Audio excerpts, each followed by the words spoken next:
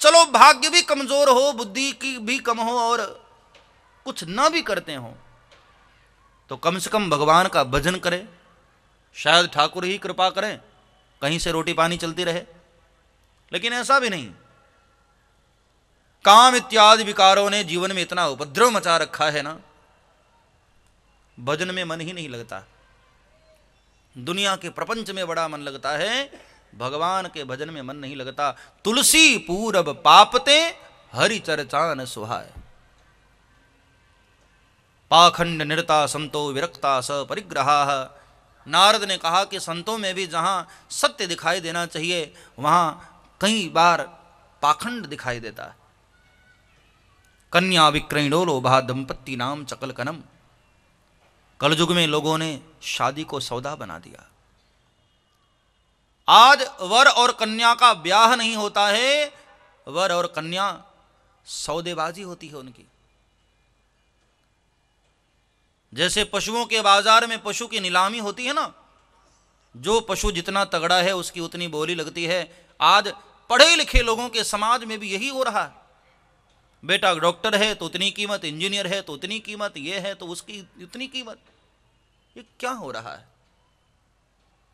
ये नीलामी ही तो हो रही है हमारी। कहने को हम कहते हैं सभ्य समाज, ज्ञानियों का समाज, मनुष्य ज्ञानवान है, लेकिन ज्ञानवान होकर भी पशुतुल्य जीवन हम जी रहे हैं। आज वर और कन्याओं की सौदेबाजी हो रही है। वर बेचे जा रहे हैं, कन्या बेची जा रही। हाँ, शादी जैसे पवित्र कृत्य को भी लोगों की स्वार्थिक मानसिकता ने सौदा बना दिया।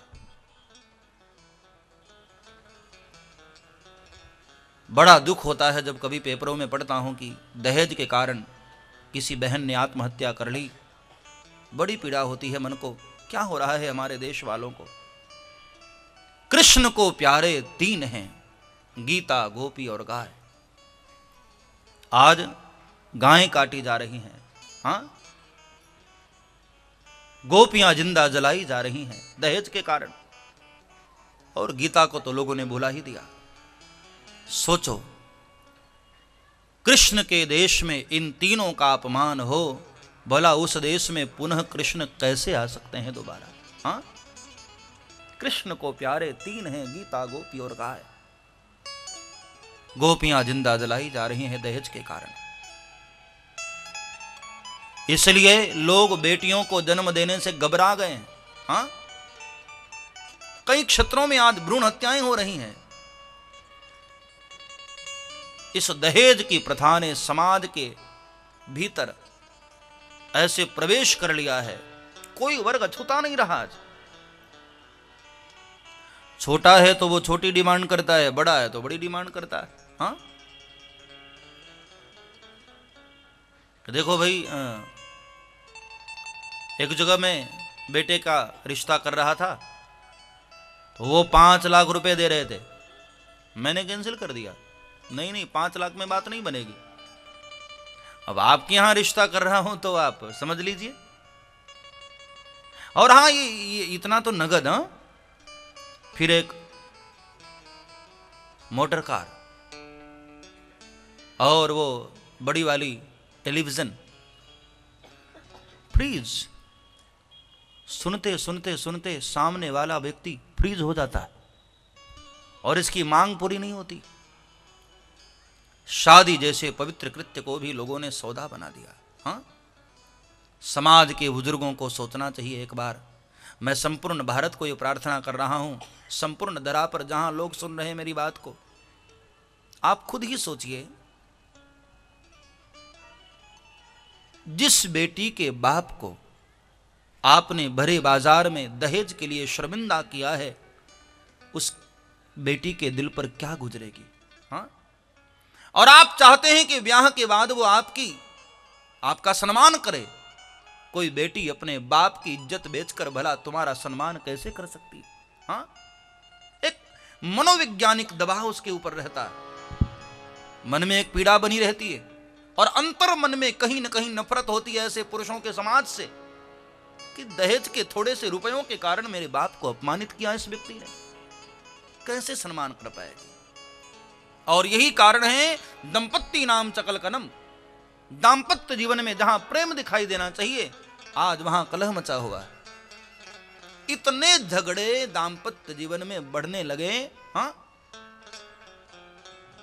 आज के 50 साल पहले इतने तलाक के मामले नहीं होते थे जितने आज हो रहे हैं। क्या कारण? कहीं ना कहीं ये लेन देन वाला जो मामला है, स्वार्थिक जो मानसिकता हमारी हो गई ना, ये मूल कारण बन रहा है। दाम्पत्य जीवन में जहां प्रेम होना चाहिए वहां झगड़े मचे। हाँ, एक आदमी कहीं मेले में गया अपनी पत्नी के साथ, तो पत्नी मेले में खो गई। तो बड़ा दुखी था। सबने कहा एक काम करो सेठ जी, पेपर में ऐड दो, तो कोई मिलेगी किसी को तो लेकर आएगा। तो सेठ जी ने पेपर में ऐड तो दिया, पर क्या लिखवाया पता है? जहां भी रहो खुश रहो। आज ये हालत हो गई है। हाँ, लोग दाम्पत्य जीवन से भी घबरा गए। दंपत्ति नाम चकल कनम। नारद ने कहा कि ये सब दृश्य देखता देखता मैं जब वृंदावन पहुंचा तो वहां एक और आश्चर्य मुझे दिखाई दिया।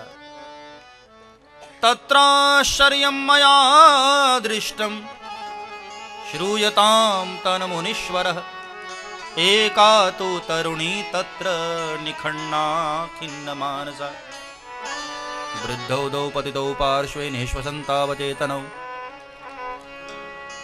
एक स्त्री को मैंने देखा, तरुणी स्त्री, और उसके बगल में दो वृद्ध पुरुष लेटे हुए हैं। दोनों बूढ़े और सो रहे हैं। वो स्त्री उनको बार बार जगाने का प्रयास कर रही है, लेकिन वो जाग नहीं रहे। उठकर बैठ भी जाते, फिर से गिर जाते, सो जाते हैं। उधर से नारद जी गुजरे तो उस स्त्री ने नारद जी को बुलाया। भो भो साधो क्षणम तिष्ठ मत चिंतामपि नाशय दर्शनम लोकस्य सर्वथा गहरम परम। महाराज, आप जैसे संत ही तो कृपा करते हैं, पाप नष्ट होता है, जरा हमारी भी मदद करिए महाराज। नारद जी वहां गए, पूछा कौन हो तुम, ये दोनों कौन हैं? रोने लगी वो स्त्री और अपना परिचय दिया। अहम भक्तिरिति ख्याता इमौ में तनयो मतौ ज्ञान वैराग्य नामानौ काल योगेन जर्जर। महाराज, मैं भक्ति मैया हूं। ये दोनों मेरे पुत्र हैं, ज्ञान और वैराग्य। दक्षिण भारत में महाराज मेरा जन्म हुआ, कर्नाटक में मैं बड़ी हुई, महाराष्ट्र में कहीं कहीं मेरा सम्मान हुआ, लेकिन जब गुजरात गई तो गुर्जरे जीर्णताम गतः, गुजरात जाते ही मैं बूढ़ी हो गई महाराज। वहां से भाग करके मैं वृंदावन आई। यहां न जाने इस भूमि का क्या प्रभाव है, मैं तो तरुणी हो गई, लेकिन यहां मेरे दोनों बच्चे बूढ़े हो गए। बाबा, एक मां के लिए इससे बड़ा दुख और क्या होगा? उसके आंखों के सामने वो तरुणी बनी रहे और बच्चे बूढ़े हो जाएं, इससे बड़ा दुख और क्या होगा एक मां के लिए? बाबा, आप तो संत हैं, त्रिकालज्ञ हैं, बताइए ये सब क्यों हो रहा है? नारद तुरंत समझ गए, मां, ये सारा प्रभाव कलयुग का है। भगवान कृष्ण के जाते ही धरती पर कलयुग आ गया है मां, द्वापर चला गया। भक्ति मैया ने रोते हुए कहा कि बाबा, यदि कलयुग इतना ही बुरा था तो राजा परीक्षित ने मार क्यों नहीं दिया उसको, क्यों छोड़ा? नारद ने कहा कि देवी, परीक्षित संत थे और संत का स्वभाव है वो किसी की बुराइयां नहीं देखता है, अच्छाइयां ही देखता है। हाँ, दुर्जनों का स्वभाव है कि आपके भीतर कितनी भी अच्छाई हो, अच्छाई नहीं देखेंगे, कोई एकाध बुराई है ना वहां पहुंच जाएंगे। जैसे मक्खी होती है ना, पूरे शरीर में कहीं घाव है ना तो मक्खी उधर बैठेगी। आप परफ्यूम लगाए उधर नहीं बैठेगी, बढ़िया इत्र लगाए हो उधर नहीं बैठेगी, कहीं घाव हो मक्खी वहां बैठती, गंदगी जहां हो। कई लोगों का स्वभाव ऐसे मक्खी की तरह होता है। आपके भीतर कितने सद्गुण हैं उधर ध्यान नहीं देता है, कोई एकाध दुर्गुण है ना तो तुरंत उधर ध्यान जाता है उसका।